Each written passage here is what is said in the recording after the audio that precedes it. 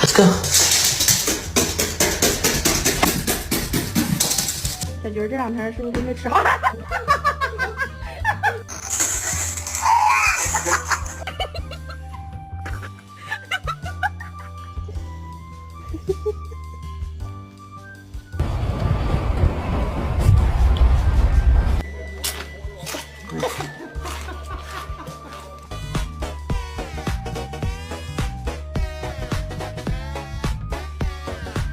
？You know, I mean, like, yeah, he was.